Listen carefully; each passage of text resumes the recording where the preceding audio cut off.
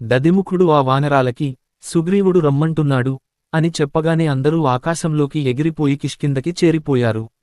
వాళ్లందరూ రాముడి దగ్గరికి వెళ్ళి, రావణుడు సీతమ్మని లంకలో శింసుపా వృక్షం కింద ఉంచాడు. సీతమ్మ చాలా బాధపడుతుంది, మనం తొందరగా వెళ్ళి తీసుకుచెయ్యాలి, అన్నారు. అప్పుడు రాముడు, సీత నాయందు ఎలా ఉంది? అని అడిగాడు. అప్పటిదాకా రాముడి చుట్టూ ఉన్న వానరాలు, ఈ ప్రశ్నకి హనుమంతుడే సమాధానం చెప్పగలడు అని ఆయనకి దారిచ్చాయి. అప్పుడు హనుమంతుడు దక్షిణ దిక్కుకి నమస్కరించి, సీతమ్మ తపస్సుని పాటిస్తుంది, నీయందు పరిపూర్ణమైన ప్రేమతో ఉంది, అని సీతమ్మ చెప్పిన ఆనవాళ్లన్నీ చెప్పి చూడామణిని ఇచ్చి, సీతమ్మ కేవలం 1 నెల మాత్రమే ప్రాణాలని నిలబెట్టుకుంటానంది.